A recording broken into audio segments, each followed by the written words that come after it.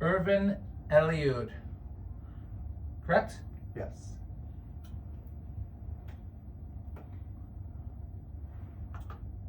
Hello and good morning. This is Sunday Morning with Bill Morton on WLUW 88.7 FM, broadcasting from Loyola University Chicago Water Tower campus. We have with us today our special guest, WLUW. He works with fabric. He has a fabric company, fabric dyeing, and we'll get into that. Photographer and a love for the history of the city of Chicago. I would almost say urban spelunking, but a little bit different. We'll let him explain. Welcome. Hi everyone, thanks for having me, Bill, Trudy. Yes, of course. So tell us a little bit about yourself. I could just go through your biography, but that wouldn't be fun. Well, I grew up in East Texas and I moved here in 2012, and ever since then it's been like a journey of discovering amazing architecture, because where I'm from, there's like nothing like that. Not even comparative. Not comparative to the architecture within the city of Chicago, yeah, and surroundings, Chicago. And like in such a small radius too, like you can complete a block and there's just like a whole like different styles of architecture in just that one block. Do you mind telling us what neighborhood you live in? Logan Square. Okay, so you've got a lot of nice architecture at Logan Square. What's your favorite? Oh man, there's never a favorite, because I can discover something new and become like infatuated with it. But in Logan Square, I like the Boulevard a lot. There's a lot of really beautiful historic homes that are very well preserved. So I'm on your Facebook page here, and you can find them on Facebook, and where else? I do some YouTube videos, but mostly I do all my Chicago architecture on Facebook. So I'm just going to read a most recent post. One of my favorite things about my apartment in Logan Square is the view from the windows. In winter, when the trees shed their leaves, you can catch glimpses of the skyline through the branches. And it's so wild, because I've met so many people who like grew up here who have never even like had this kind of view. So for me to just like come into a place that didn't have any of this architecture, into like this apartment in Logan Square that you can just see the whole skyline, and continuously be re-inspired to like go out and see it. And I'm looking at this beautiful shot. It's the sun rising over the Chicago skyline, and the silhouette of the Sears Tower being partially obscured by the crisp branches with no leaves. Yeah. It's winter. It's winter, it's here. All right, so you've been to a lot of different locations. I want to hear about the location when you were around Cicero, Illinois, the tower. The Hawthorne Works Tower? Yes. That was definitely a favorite discovery. I mean, I've always seen the tower just driving around, but my partner and I, who we do a lot of the exploring with, we decided to drive down there, and we saw that there was a window broken on the ground floor. It was very accessible, so we kind of just peeked through, and then us peeking through, and then we kind of just figured we'd just wander around the first floor, and it kind of just like went into us heading towards the turret. And this is why I'm calling you an urban spelunker, because that's the kind of like abandoned warehouse places that are undiscovered, not currently explored or appreciated. Some real architectural beauties from the past, yeah, that you tend to appreciate. Yeah, and it's great to just be in that space and like imagine yourself in that time and that era where it was at its highest point, and just like lighting the room up with your like vision of how it used to be. And you know, I watched your, I don't know if it was photos, it was a video. You had a video on Facebook. I also do a lot of video on my Facebook. And inside of this tower, it was graffiti central, burnt out, a lot of trash and mess. It has been explored and vandalized in the past. Absolutely. There were a couple like tents in there also. So it was a very risky opportunity, but it was worth the view at the turret. I've always wondered, I'm always appreciative of a good view. I will go Yes. different places for great views for my videos on my YouTube channel, or my photography. So you went through the broken window? Yeah, there was no glass. It was perfectly clean, and like many people have gone through it, so I'm sure like over the time, like it just became like more accessible. So yeah, it was very easy. So you went, I mean, you've got some really nice custom clothing on. You went over this window in this old tower with all this dirtiness inside, and there might have been a little bit of glass. Did you do the thing where they like where you see in the prison break videos where you put the towel over the bar glass? Did you put something over the bottom up so you wouldn't get cut by glass? No, I didn't need to. I have really long legs, so I kind of just like extended towards it and kind of just like made my move that way. Okay. And your partner have long legs? Yeah. Okay, so it worked out. Yeah, that's how we had to do it. Okay, so in your video, I'll describe it.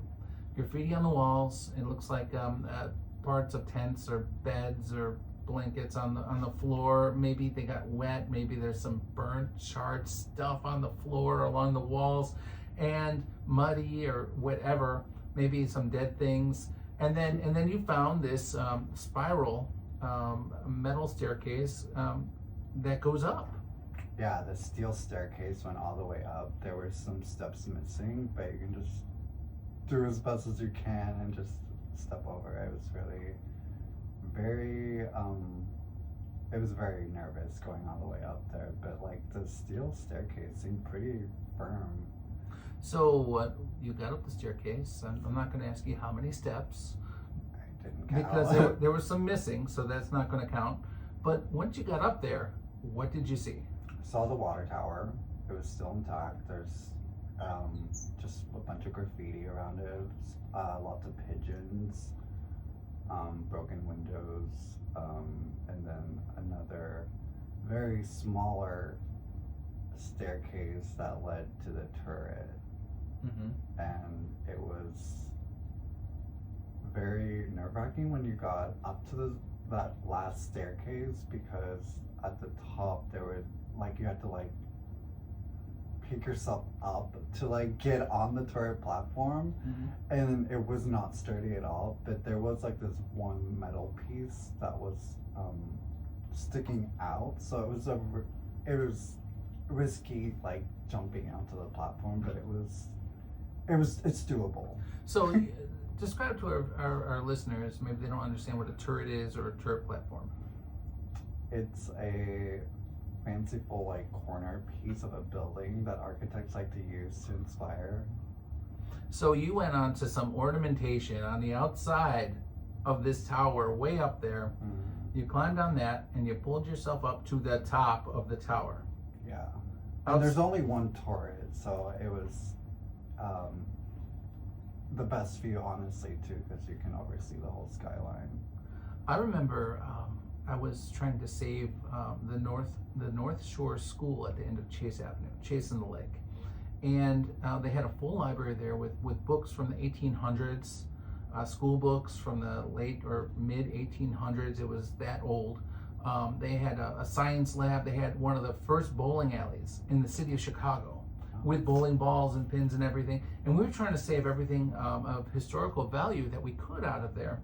But it came to the attic, and I'm not a tall guy, and pulling myself up like that, I just wasn't tall enough to do it. But I brought some friends over there that were like you, with long legs, and they went up there and they got this painting of this woman from the attic that they saved from the demolition. This place was half demolished. So I can understand about how you could get around in a place like this, where get to places where maybe I couldn't. I mean, yeah, I was thinking like the worst that could happen was someone would just tell me to leave, or like police would show up to tell us to leave, but it was definitely worth going up there and checking it out. So you saw tents and graffiti. You were not concerned about who put the graffiti there or who was living in the tents? No. I mean, I was like scared at first thought, where I'm like, oh wait, are there people around? but no, it's completely vacant. All right, so we spoke about this pre-show about the basement. Tell me about the basement. I didn't go to the basement. I did see the stairs leading all the way down there. I don't know if it was full of water, but I probably, because it used to be a water tower, so I assume like there's still some leftover water there. So why didn't you go in the basement? One, because we had already taken our time like exploring and reaching the turret, so we didn't want to overstay our welcome by like further investigating. And we were also wearing, like you were saying, we were wearing really nice designer leather coats, so it was completely not planned. So all right, so another passage from your Facebook, which people can find, which listeners can find.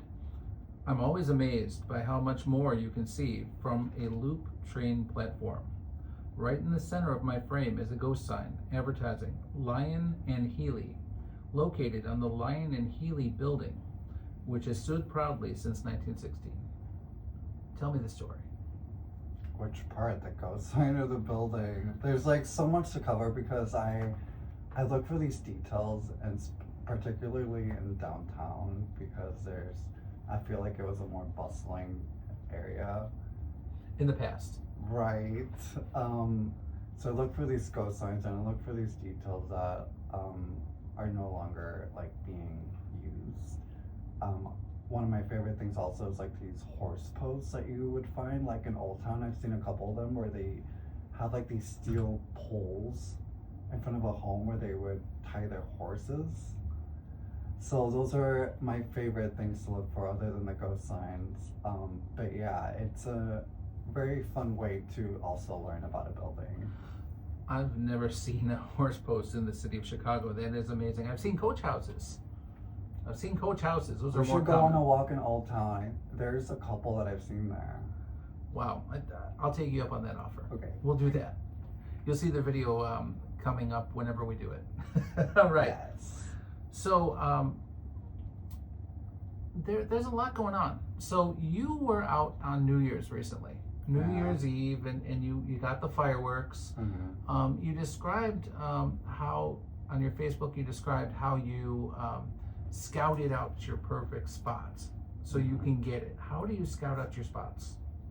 I pretty much just walk around with my phone and whatever like looks the most appealing to me, and the like where I can just like go 360 and have a good frame of content on my whole surrounding.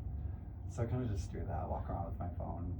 So I tend to go high. I try to find the highest location, like you did with your tower near Cicero. Do you normally go high, or do you go low, or?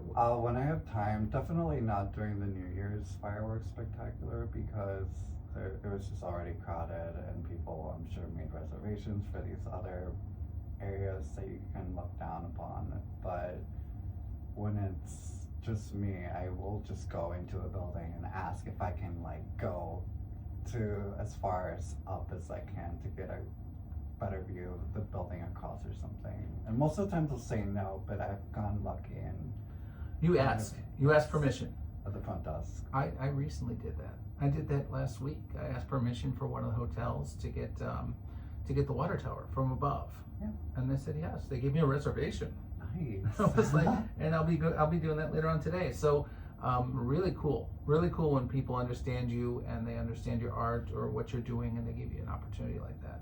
Yeah, and when they say no, I completely understand. I mean, they're just trying to do their job. Okay, so you went to one of the bridge houses for your perspective of, you saw the fireworks through the window of the bridge house. So cool, yeah. Do you use like reflectology? Do you use like reflections from water or reflections from glass in yours? Because you went through the glass for the fireworks, and that was cool in the silhouette of the bridge house. Do you use silhouettes and shadows and reflections? Yeah, it's different for every perspective I'm trying to capture. It's just whatever's presented to me at the time and what I can work with, like the natural lighting or the lighting that's being created. Okay, so what do you like the bridge houses? Do you like the bridges? They're 100-year-old bridges, and I know, that's so cool. I've always wanted to just go into one and kind of explore the interior of it. Mhm. I mean, I've been to the McCormick Bridge House Museum, so I have an idea, Mhm. but I'm sure each one, like at each bridge, is a little different. I go to the one over on it is just south of Fullerton on Ashland, and there's two bridges that cross the Chicago River, and I just hang there with my tripod, and the traffic goes by, or the water is moving, and the skyline could be there, or the I guess it's the metro or the freight train goes by, and appreciate those bridges, but they're a little shaky sometimes. I like that. They're shaky and they're windy. It's a great adrenaline rush, just like, wait, this is moving too much. And I normally get that bridge at night. Do you do your work mostly during the daylight or the nighttime? No, I do both. And your availability, you own your own company, correct? Yeah, my partner and I run a fiber business online. And how much time do you spend on that? Every day from the moment we wake up to like the last hour we're awake. So you're dyeing fabric. You're bringing back some clothing from the past. Yes, so we buy fiber to dye and then we sell that. A luxury fiber is like wool, cashmere, silk, and then we also upcycle clothes by collecting vintage clothes, mostly wool or camel coats, and dye them to give them a new look. That's our upcycling process. We also hand dye yarn, and we knit, and we crochet, weaving, we do all that stuff. It kind of reminds me of your photography and video work in a way. And what? Like how? In a way, you're taking something that you're appreciating something old, and you're bringing it to a new medium. Yes, absolutely. You're using your the latest phone with a 360 view to bring it to social media, and it's something that was built well over 100 years ago, whatever it is, for most of the things I've seen of yours. Mm-hmm. I mean, the older stuff is always the most charming stuff that has like the most energy to me. So for your clothing that you're bringing back to life and dyeing, how old is the clothing sometimes? Sometimes it could be 100 years old. I've begun coats from the 1920s. There's also like these like fur collar or shawls that are made from like fox fur. There's some really interesting things in the thrift stores that you can find. Have you ever had an experience where you ruined the whole thing? Oh yeah, sometimes you have to experiment and just learn from the experience. And can you recoup from that? Can you recover it, or that's it? It's done. Well, yeah. Well, you'll just make something else out of it, something smaller. Like, let's say you messed up a coat and you can't fix like the buttoning, or like there's something wrong with the sleeve or the interior. You just can cut it up and make it into something else. Wow, that's cool. And where do you find your artifacts? Village discount outlets all over the city. So it's just regularly there. Mostly. Lately, camel coats have become such a hot trend, so they like up game their pricing a little. So they're a little harder to find nowadays. Do you visit those locations so much that they know you already? Yes, definitely. That's always it's kind of a good thing. It's great to build that kind of community. Unless they up the prices because they know you'll pay it. Probably. Sometimes we do. All right. So how long have you been doing the dyeing of the fabrics? We started in 2020. Oh, it's the year of the pandemic. Because we used to do markets throughout the city. And like those were all canceled obviously that year. So we just found something else that would work. And what did you do before that? We were selling our handmade accessories. Like bracelets and necklaces? Yeah, I was making bow ties and my partner was drilling crystals and making necklaces. We were doing the whole jewelry, knitting, crocheting, and we were just doing pop-up markets all over the city since 2016. I once I don't think it was you. I don't know if it was you. At the Jarvis Square, it was like a Christmas, pre-Christmas shop, Jarvis Square, and there was somebody with a whole bunch of ties, and they made things with ties, or they were selling a lot of different ties. That wasn't you, was it? No, but I feel like I have seen that artist. Yeah, that was very interesting. I don't remember what he turned the ties into, but it was really cool. And I've also seen people. My grandpa, when he passed away, he said, I dress with a touch of class. He had really nice ties. I have some of them myself, and I wear them to this day, to special events. But when he passed away, somebody made a blanket out of his ties. Oh wow! He had so many ties, and it was like these different squares It's a great idea. of ties, and that was really interesting. Have you ever heard of anything like that? Yeah, of course. I follow a lot of like upcycled groups, so I see a lot of creativity on that page. So how creative do you get? How far out do you get with I can be pretty edgy. Like I'll make gloves that just have like 3 fingers or 2 or none. My design style is very high fashion, but I do other stuff that most people will find that you can wear every day. like shirts? Do you do shirts or? I don't do shirts. I have made a couple, but those take a lot more time. But I mostly do gloves and hats. And I know somebody who does hats, Susan Hat. She's over at my old chamber office. She took over my old office in Rogers Park on Sheridan Road. What kind of hats do you make? Like beanies. Okay. Knitted and crochet. The one you're wearing? No, this is a cashmere one that we do sew cat ear beanies out of cashmere sweaters. Mm-hmm. So we upcycle cashmere sweaters and making them into little hats.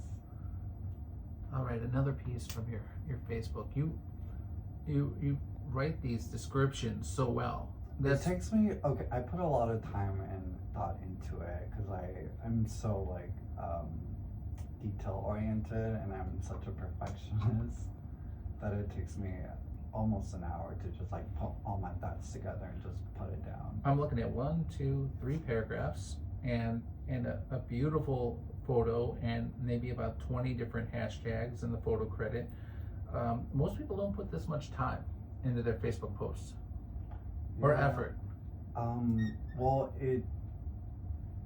the documenting just kind of like what was a hobby is just like it becomes so much more than that because of all the insights I get from people online, like on Facebook, they're commenting and they really do help bring to life like a lot of the things that are in the city that I don't know about, and their insights give me like more details about a particular building or just like a memory even that I'm just putting myself in their memory and like putting myself in that time. They're really living, nice. You're living vicariously, or they're living vicariously. Yes. Someone's living vicariously. We're both doing it because a lot of the people that follow me don't live here anymore, so they're like reminiscing about the city.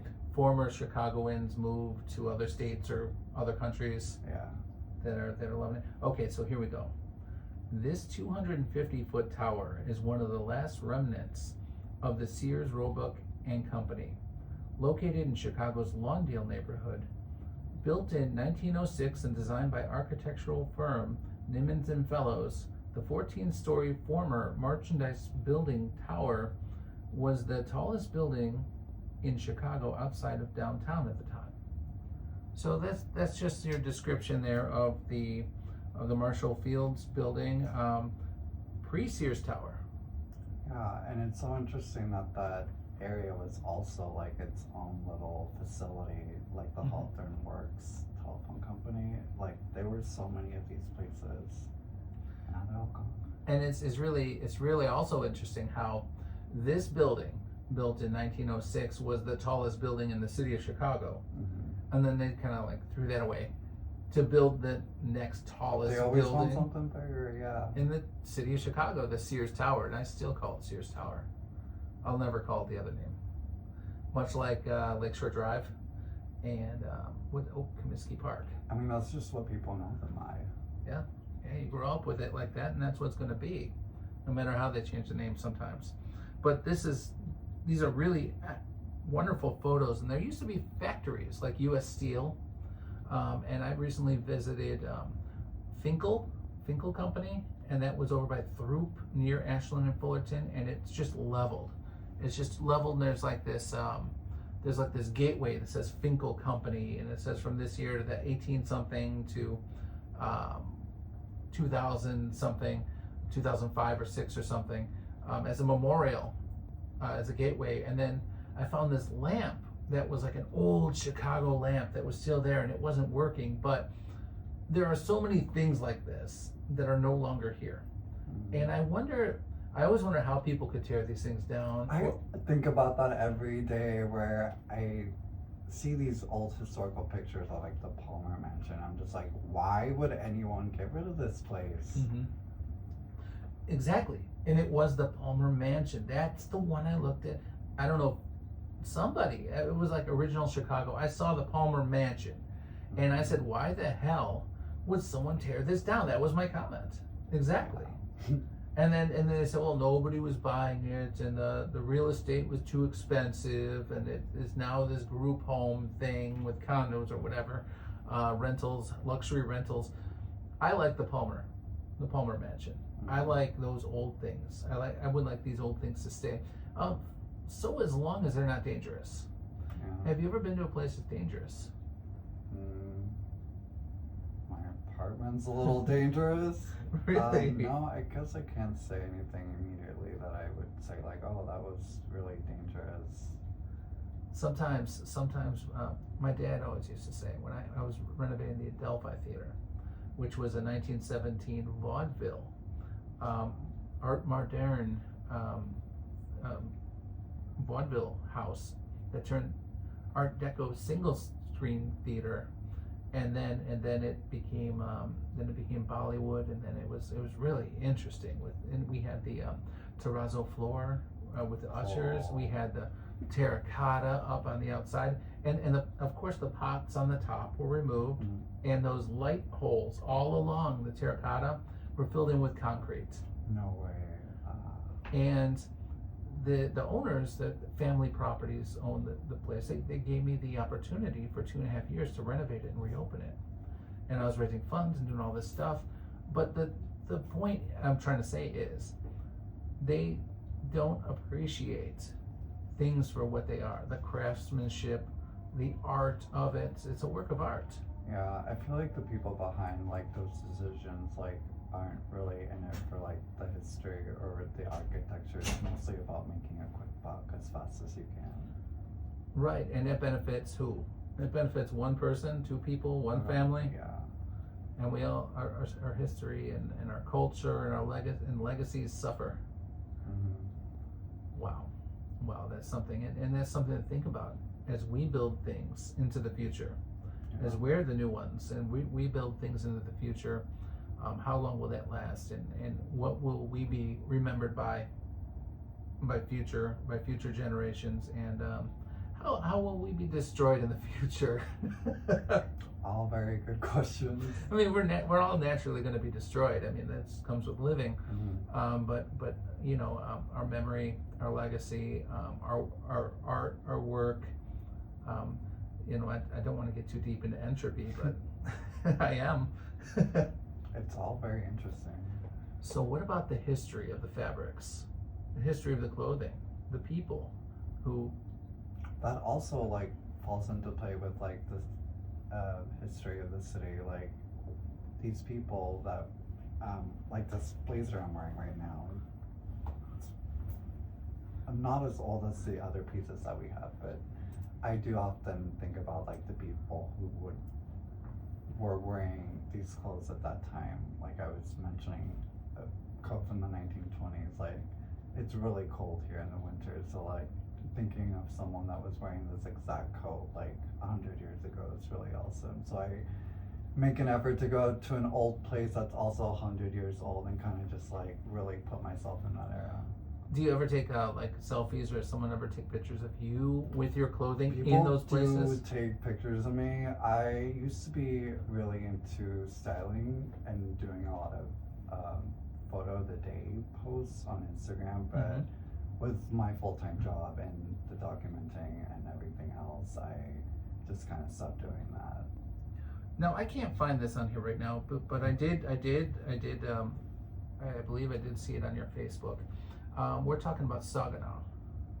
Saginaw. You did have history on that on there. Yeah. Can you tell us about that? It was my first time going. I didn't know about it. My partner, who was raised in Chicago, would talk about it, so we finally drove up there one day, and there was just like so many of these very intricate, detail, like pointed homes, very cottage style. So it's very interesting to see this type of architecture in this neighborhood that I've never heard of. I know that Saginaw has a good chamber of commerce. I know it's a really nice kind of neighborhood. Very quiet. Very quiet. Like there's barely any traffic over there. And what is the name of the Americanized name of the Native American? I'm trying to find that right now because it's important. Here we go. Caldwell, Billy Caldwell. I found it. The area. This is from your Facebook. The area is named after Billy Caldwell, also known as Saginaw, a key figure who was granted an 1,600-acre land patent in 1829 for his role in negotiating the Prairie du Chien Treaty. The series of treaties signed between the U.S. and Native American tribes in Prairie du Chien, Wisconsin, predates Chicago's incorporation as a city. So, right around the corner, maybe in Saginaw, if you go over by Devon and Milwaukee, you've got Caldwell Woods, and it's like I went there quite a bit. I actually spent a lot of time there because my dad used to live in Norwood Park, and I used to work at the White Eagle down the street. And so I'd always pass by there, and I'd go there for lunch. And I always felt like there was like a presence. I always felt like there was someone around when I went deep into those Caldwell Woods. And we have a very big Native American history. That we have a Native American history. They were here before us, and I wonder if the spirits of the Native Americans are speaking to us sometimes. Still lingering in those woods. Yeah. Yeah. Do you believe in ghosts? I do. You do? I am very sensitive to that, so I can definitely will feel a presence if there is one. So tell me about a time when you felt a presence. Where was it? Okay, yeah, I can't think of the cemetery, but there was a cemetery that we went to, like further south.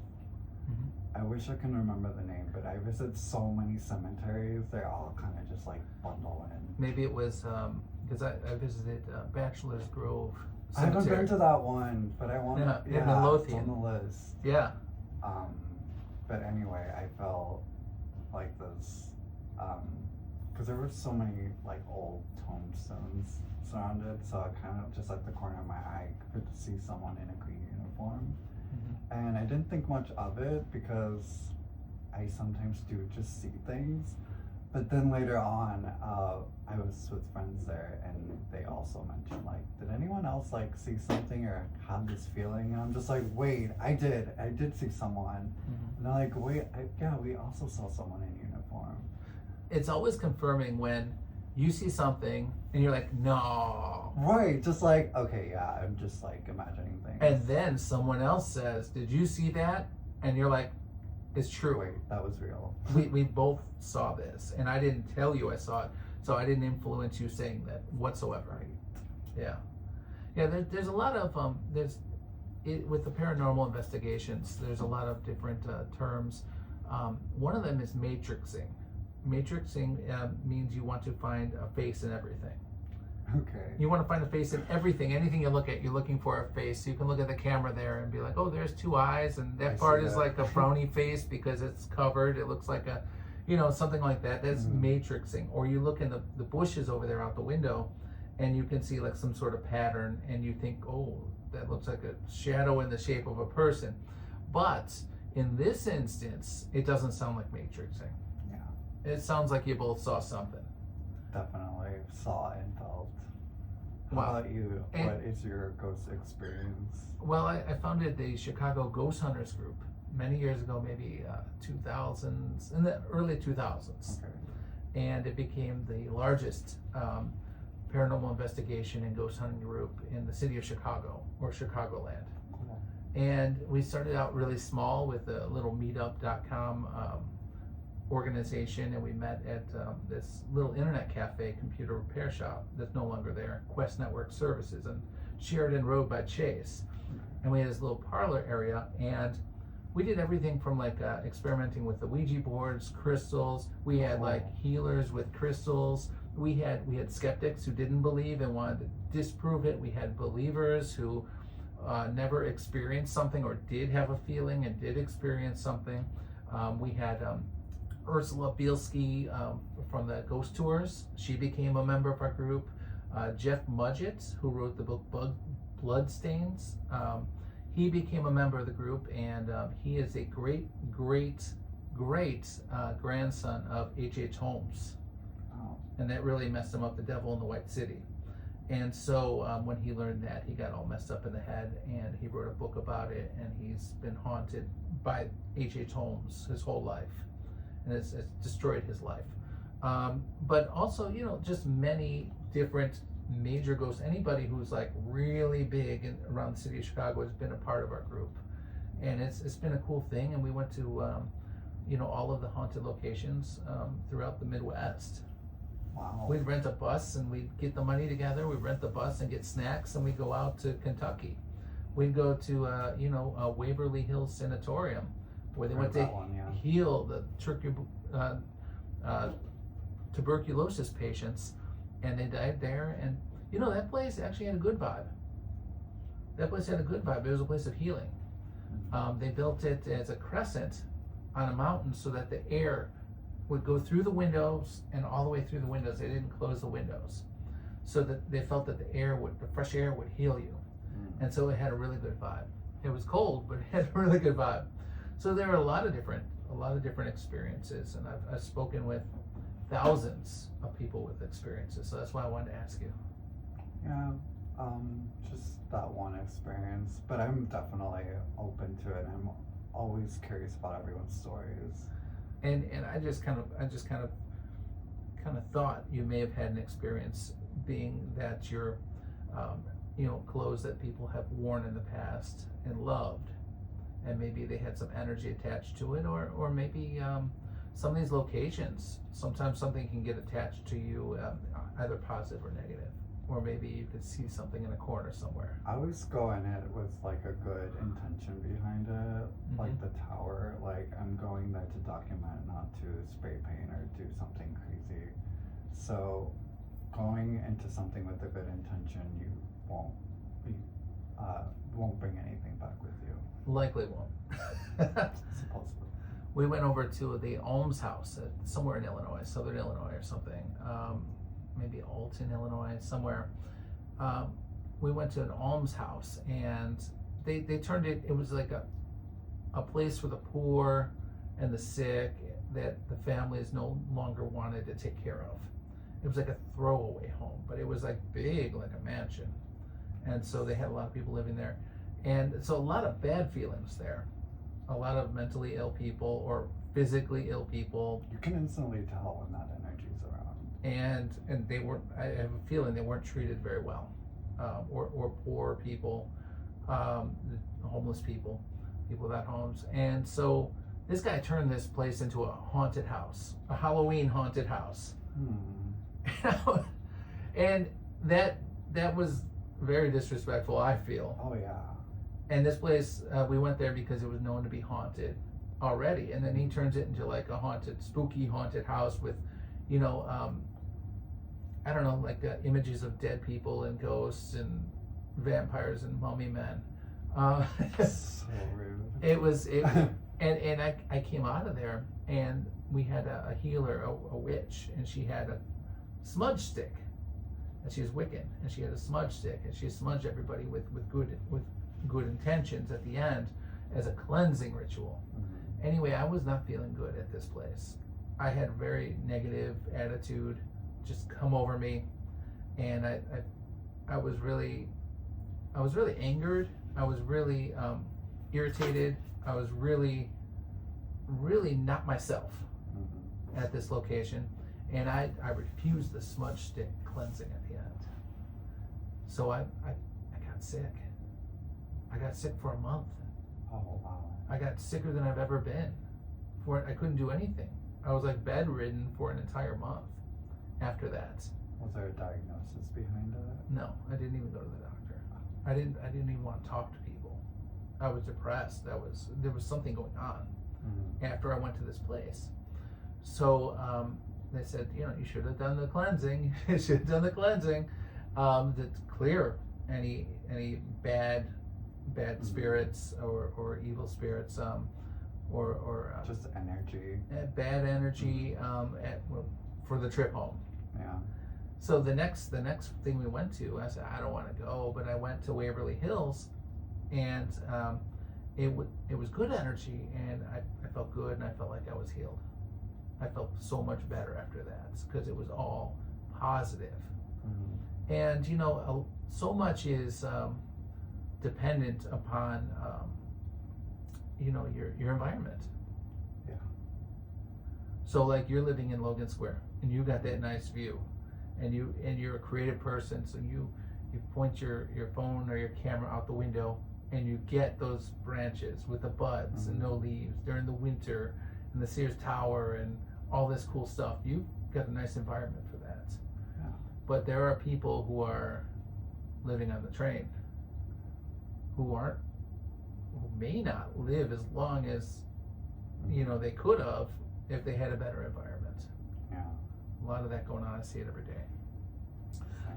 So how did you and your partner get into your creative aspect of fabric? He's always been a fashion designer. Yeah. And he taught me how to crochet. So I kind of took off there in 2016 where once you learn the basics, it's just like you can do anything with it. So I worked with gauging and different yarns, and it's taken off since then. And so how many different styles of clothing making are there? There's always new ones. There's always new ideas, new experimentation. So right now it's just working, doing different dyeing techniques, but also like getting into dyeing more dresses, like wool dresses, or just something that we don't have in stock already. It's mostly coats and blazers right now. And how much stock do you have? Okay, so our apartment's literally just like a facility. Like there's no living space, there's no couch, there's no like TV room area. It's all like, our biggest room is just a rack upon racks, just full of clothes. I also collect leather jackets, so I resell those on top of the vintage clothes that we dye. So yeah, that front room is just a workspace, like workshop full of like our shelves with all our accessories and our tools and everything that we need to make content and stay busy throughout the day. We have our ironing table. It's all pretty much set up like a factory. So during this cold weather we're having now, next 5 days or so, it's going to be. I'm excited. I love the cold weather. Yeah? Gives me an opportunity to wear all these long coats. So you're down with going out and exploring during this weather? Oh yeah, 100%. You're not staying home making the coats. You are out in the coats. I mean, I do both. Like I spend like maybe a couple hours out and just walking around and exploring, but I do have to eventually come home to feed my kitty and just continue working. What kind of cat do you have? I don't know what kind of cat he's a stray kitty.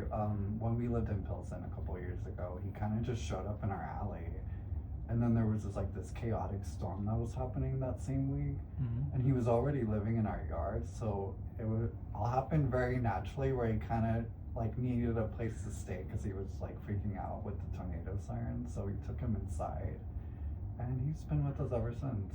So But he's a white kitty, and he's got a green and a blue eye. wow, that's cute. He's Sounds pretty cute. charming. Yeah. And you took him from Pilsen to Logan Square. Yeah, he's a little Pilsen alley kitty.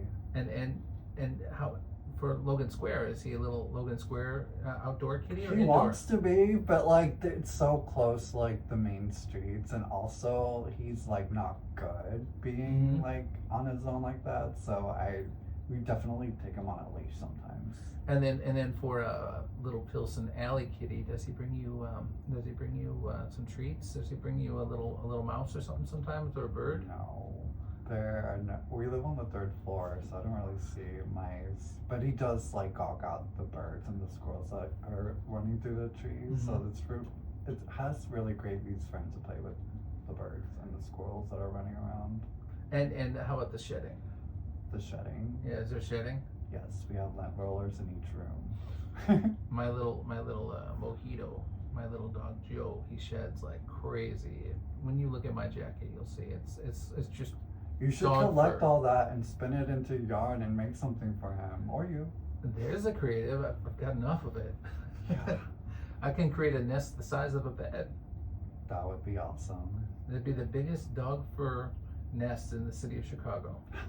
Cool. All right, so if people want to get a hold of you, if people want to reach you, if they want to see your videos and your photography, hear your stories that you spend so much time describing, how do they get a hold of you? They can walk around Logan Square and see when they see me. No. Facebook, definitely. I'm very more active about the architecture and the history on Facebook. And like I was mentioning, I've just developed such a great community that it's become the ideal place to just share all these great things with everyone. Well, thank you so much for joining us, Irvin WLUW. Thank you. Thank you for having me, Bill. Absolutely. Any final thoughts? Anything you want to say to the listeners? I know on Facebook, people from all over the place, they're going to be listening in. You want to say hi to some of them? Hello. All right. Happy New Year, everyone. There you go. Okay. Thank you so much. And this is Sunday Morning with Bill Morton on WLUW 88.7 FM, broadcasting from Loyola University Chicago, Water Tower Campus.